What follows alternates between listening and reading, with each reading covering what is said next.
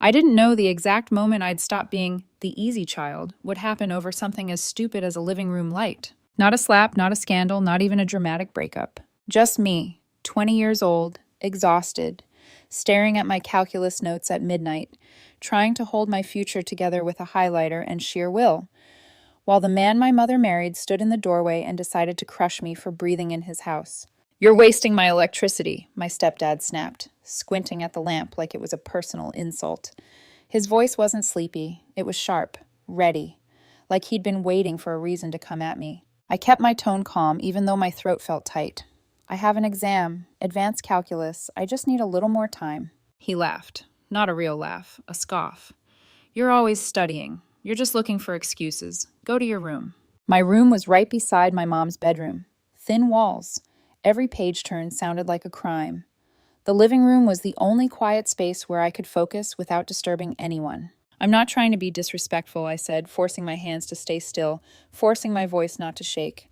"I'm trying to do well." That's when he exploded. He started yelling, loud enough that my chest vibrated with it, calling me ungrateful, saying I was too stupid to study efficiently, and that I'd probably fail anyway. The words landed like a punch. I felt my face burn. My fingers went numb around my pen.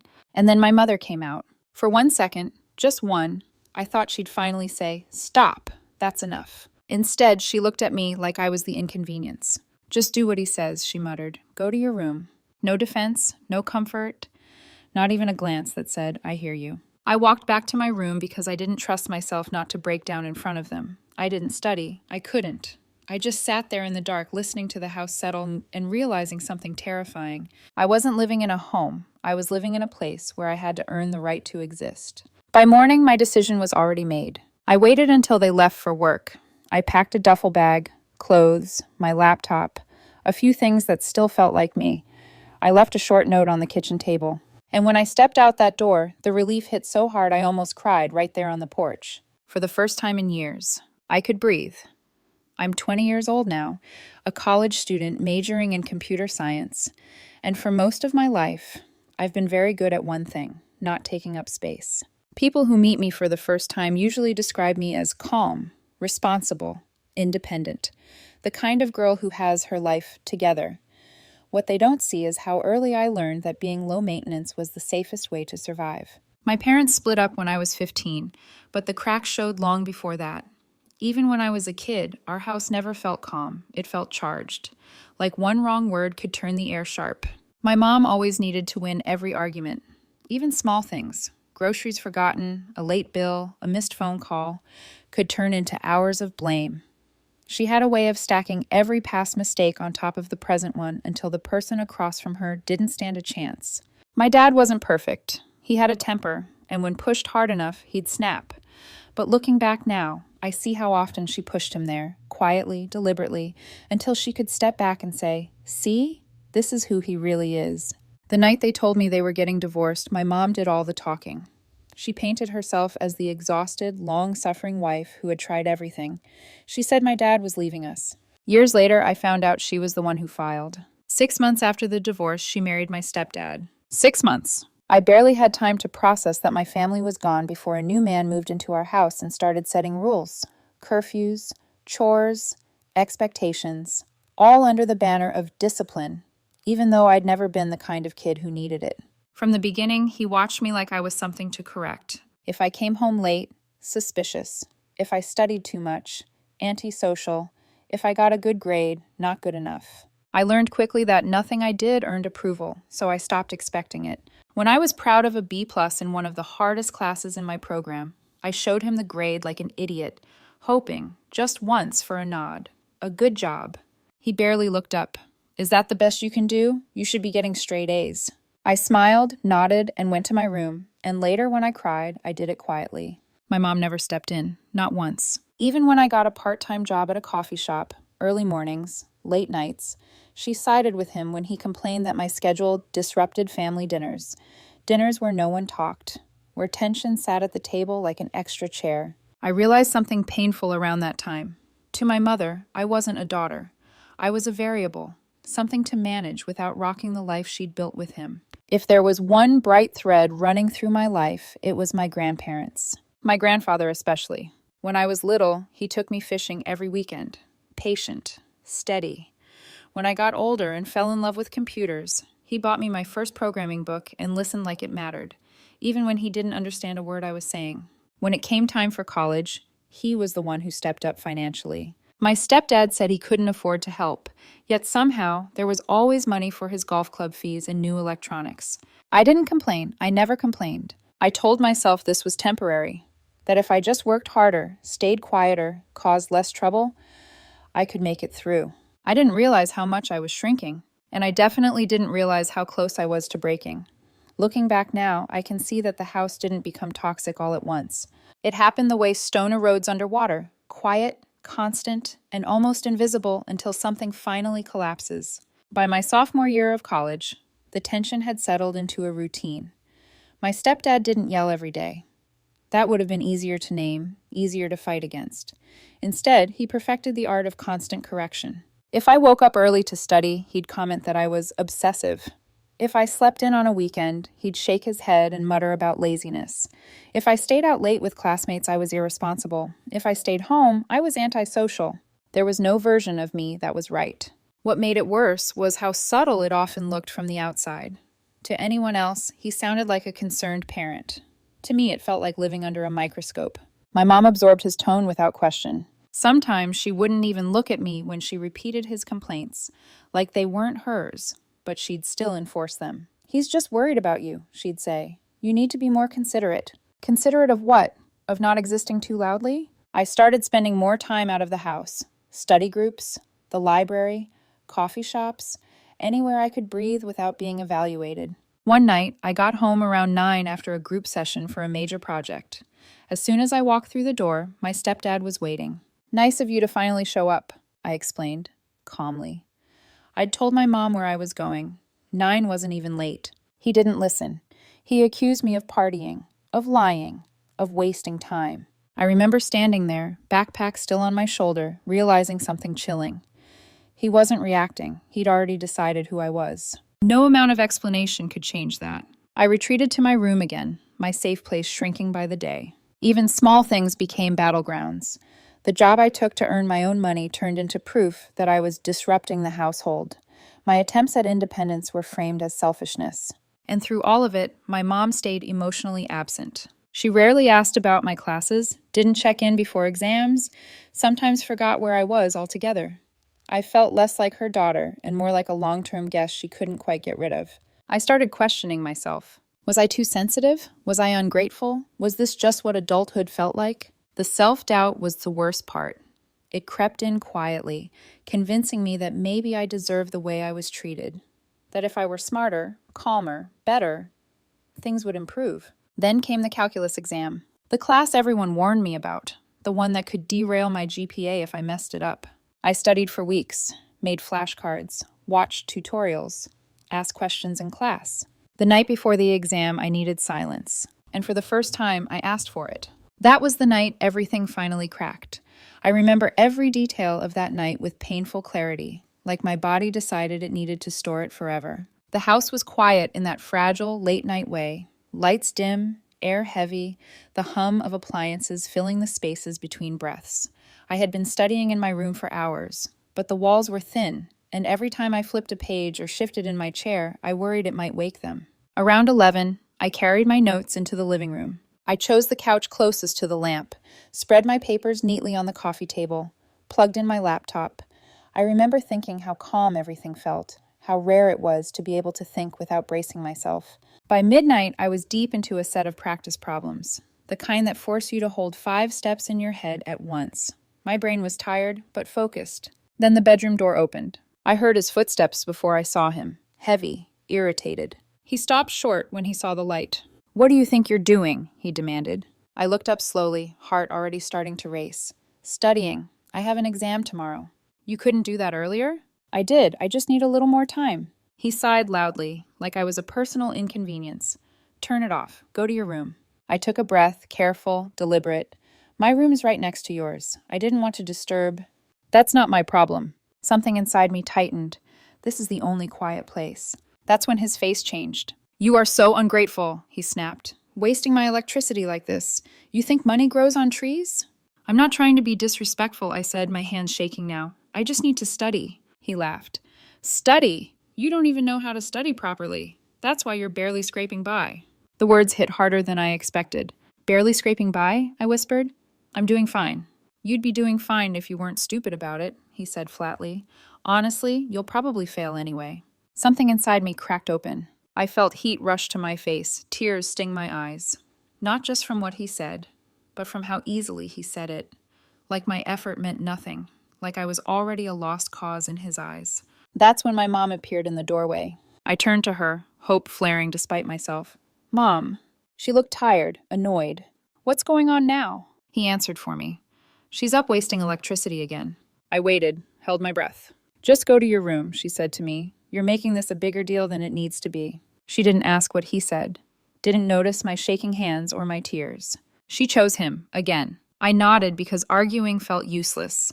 I gathered my papers, my vision blurred, and walked back to my room. I didn't study after that. I lay on my bed, staring at the ceiling as the clock crept toward morning, my notes untouched beside me.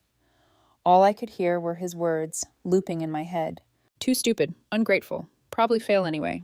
By sunrise, I wasn't just tired. I was done. I didn't sleep that night. I lay there listening to the house breathe, pipes clicking, the distant hum of the refrigerator, the muffled sound of my stepdad snoring through the wall. Every noise felt louder than it should have, like the house itself was reminding me that I didn't belong. At first, my thoughts were chaotic. What if he's right? What if I fail the exam? What if I really am the problem? I replayed the scene over and over, searching for the moment where I could have said something better, something smarter. Maybe if I hadn't pushed back. Maybe if I'd just apologized. That's how deeply it had gotten into me. This instinct to shrink, to take responsibility for other people's cruelty. But as the hours passed, the panic slowly gave way to something colder, clearer. I started seeing patterns instead of moments. This wasn't about electricity. It wasn't about studying. It wasn't even about me failing or succeeding. It was about control. No matter what I did, worked, studied, stayed quiet, I was still treated like a burden. And my mom had made her choice years ago. Not loudly, not dramatically, just consistently. By the time I heard their alarm go off for work, the decision had already settled in my chest. I wasn't going to survive if I stayed. I waited until the front door closed behind them. The silence that followed felt different, lighter, almost sacred. I moved quickly, not because I was scared they'd come back, but because if I slowed down, I might talk myself out of it. I pulled out a duffel bag and packed only what mattered. Clothes, my laptop, my charger, a notebook my grandfather had given me years ago. I left everything else behind like evidence of a life I no longer wanted to live. I wrote a note in careful, neutral handwriting. I need some time away. I'm safe. Please don't look for me right now. I placed it on the kitchen table, right where my mom would see it. When I stepped outside, the air felt sharper, cleaner. My hands were shaking as I locked the door behind me, but my chest felt strangely steady. I didn't cry until I was halfway down the street. Not loud sobs, just silent tears slipping down my face as I walked toward the bus stop, toward my grandparents' house across Rosstown, the only place that had ever felt like home. For the first time, I chose myself, and I had no idea what that choice was about to cost or save. The first thing I noticed at my grandparents' house was the silence. Not the heavy, suffocating kind I'd grown used to, but a soft, open quiet. The kind that doesn't demand anything from you. The kind that lets you exhale without bracing for criticism. My grandmother didn't ask questions when I walked in with a duffel bag and red eyes. She just pulled me into a hug that smelled like laundry soap and warmth. You must be starving, she said immediately, like food could fix everything. Maybe it couldn't, but it helped. My grandfather studied me more carefully. His eyes lingered on my face, my posture, the way I held myself, like I was waiting to be scolded. He didn't say anything then. He never pushed. That was always his way. The contrast was almost painful. At night, I slept deeper than I had in years. No footsteps outside my door. No sudden voices. No need to rehearse explanations in my head. Meanwhile, my phone wouldn't stop buzzing. My mom called, over and over. I sent one short text, "I'm safe, I need time." That was it. She sent messages after that, some concerned, some annoyed, some strangely performative. "We miss you. Your stepdad is worried. You're being dramatic." That last one hurt more than I expected. My stepdad never reached out at all. Days passed, then a week. The longer I stayed, the clearer my mind became, and the harder it was to ignore how different life felt without constant tension. I could focus on my classes. I studied without my heart racing. My grades started improving almost immediately. That alone should have told me everything. But the real escalation didn't come from my mother. It came from my grandfather. One morning, while I was working on an assignment in the guest room, I overheard him on the phone. His voice was low, controlled, not angry, but firm in a way that made my stomach tighten. "I won't be sending any more money," he said. I froze. "This isn't what it was meant for," he continued. "She'll be staying here." There was a long pause. I couldn't hear my mom's voice, but I could imagine it. Sharp, defensive, offended. My grandfather ended the call shortly after. When he saw me in the hallway, he didn't mention it. Just asked, gently, "Want to go fishing this weekend?" I said yes, even though my hands were shaking. Later that night, guilt crept in. Had I caused this? Was I tearing the family apart? But another part of me, quiet but steady, knew this wasn't my fault. I hadn't exposed anything. I'd simply stopped hiding. A few days later, my mom showed up unannounced. She stood in my grandparents' living room, tight-lipped and furious, demanding explanations, talking about money, about respect, about how I belonged with her. My grandfather didn't raise his voice. He just told her the truth, that the money was for my education, that it wasn't being used that way, that I was safer here. For the first time in my life, someone said out loud what I'd been living. My grandmother spoke up too, her voice quiet but devastating. She told my mom how disappointed she was, not angry, disappointed. I listened from the hallway, my chest aching, not from pain, but from something dangerously close to validation. My mom tried to pull me into it. Tears, promises, guilt. I looked at her and saw the manipulation clearly for the first time. And I didn't fold. The situation had escalated beyond silence now.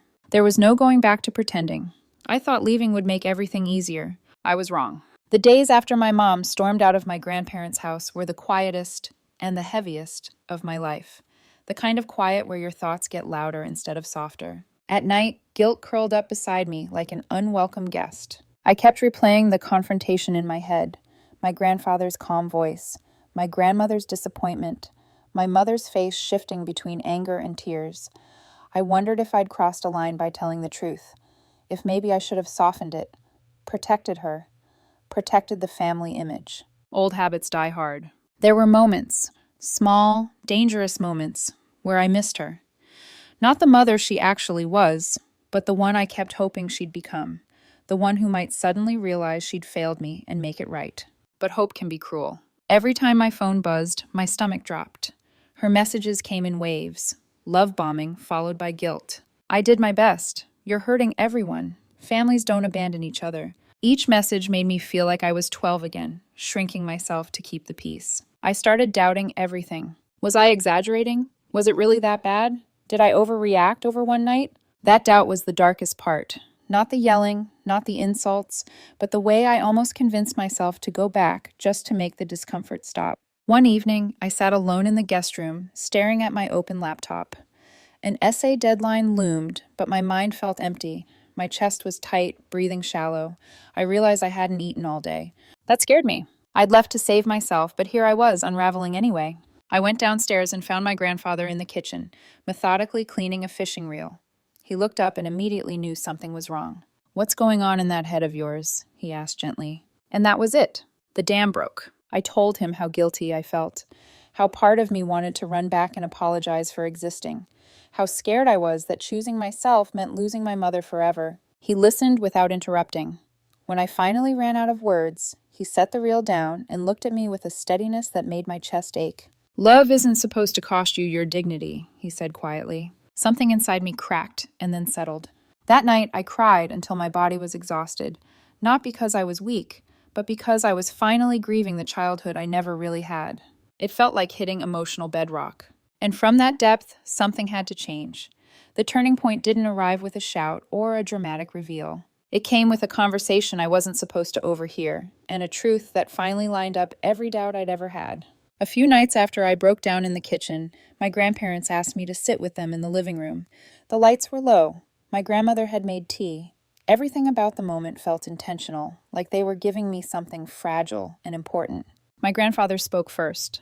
"There's something you should know," he said carefully. He explained that for years, Years, he had been sending my mother money every single month. Not casually, not vaguely.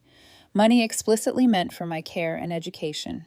Tuition help, books, living expenses, extra when she said I needed it. I felt my stomach drop. I didn't know, I whispered. He nodded. We suspected you didn't. Suddenly, so many memories shifted into focus. The old textbooks, the times I skipped things because there wasn't room in the budget, the way my stepdad claimed they couldn't help with college while upgrading his golf equipment without blinking. My grandmother squeezed my hand. We thought we were helping you. They had been, just not the way they intended. I told them the truth then, that I often felt like I was scraping by, that I worked when I could, that I made things stretch, that my needs were treated like inconveniences. I watched realization dawn across their faces. Not shock, not disbelief. Recognition. The next morning, my grandfather called my mother. He told her he was cutting off the money, that it would go directly toward supporting me now, and that I'd be staying with them. When my mom showed up again, angrier this time, the power dynamic had shifted completely. She talked about sacrifice, about how hard motherhood was, about how ungrateful I was. My grandfather calmly listed facts. What the money was for, how it hadn't been used, how I'd been treated. My grandmother spoke too, her voice trembling, but resolute. She said she was ashamed, not of me, of my mother. When my mom turned to me, eyes glossy, voice suddenly soft, and asked me to come home, I felt the old reflex rise. And then I saw it clearly. This wasn't love, this was control slipping. I can't, I said quietly, not right now. For the first time, I didn't feel guilty. I felt steady. The decision was mine now. The aftermath didn't explode all at once. It unraveled, slow, uncomfortable, and irreversible. After my grandfather cut off the money, my mom's life changed in ways she hadn't anticipated. Without that monthly cushion, the cracks she'd been hiding behind suddenly showed. Bills became stressful, luxuries disappeared, and for the first time, she had no one else to blame. She tried to control the narrative. She told relatives I was confused, that I'd been influenced, that I was overreacting to normal parenting. Some people believed her, some didn't. But the difference this time was simple. I wasn't there to absorb the fallout anymore. My stepdad predictably stayed silent. No apology, no explanation. His absence spoke louder than any argument ever could. And then something unexpected happened. Family members started asking questions. Why wasn't I living at home? Why had my grandparents stepped in financially? Why was my mom suddenly struggling when she'd claimed everything was fine? The story didn't hold up under light. My grandfather never gossiped. He didn't need to. The truth did its own work. Meanwhile, my life stabilized. I settled into a routine at my grandparents' house. Studying became easier. My grades improved, not because I'd suddenly gotten smarter, but because I wasn't constantly bracing for attack. I joined a study group. I made friends who knew me without labeling me a problem. My mom's messages became less frequent. When they did come, they shifted from anger to bargaining. I'll talk to him. Things can be different. We're family. I stopped explaining myself. I learned something powerful during that time. Closure doesn't require agreement. My grandparents stood by me publicly and privately. They helped me set boundaries. They encouraged therapy. They reminded me, again and again, that love should feel safe. And without lifting a finger in revenge, I watched the consequences land where they belonged. I still live at my grandparents' house. It isn't permanent, but it's stable, and for now, that's enough. The peace here is something I don't take for granted anymore. I wake up without dread. I study without fear. I laugh more easily. I sleep through the night. My grades have improved, not because I'm suddenly more disciplined, but because my nervous system isn't constantly in survival mode. I started therapy a few weeks after everything settled. It's uncomfortable, slow, necessary. I'm learning how much of my personality was shaped around avoiding conflict, around shrinking to stay safe. I'm learning that my worth was never tied to being easy. My relationship with my mother is distant. We exchange short messages sometimes, polite, careful. I don't argue. I don't justify. I don't chase her understanding anymore. I've learned that boundaries aren't punishments. They're protection. My stepdad remains absent, and strangely that absence feels like confirmation rather than loss. What surprised me most through all of this wasn't how much pain I carried. It was how quickly things improved once I left the environment that caused it. Here's what I know now. Family isn't the place where you're tolerated. It's the place where you're supported. Love doesn't humiliate you. It doesn't belittle your effort. It doesn't demand silence in exchange for shelter. Walking out didn't make me selfish. It made me honest. I don't know exactly what the future holds. I might move out after graduation. I might rebuild parts of my relationship with my mom someday, or I might not.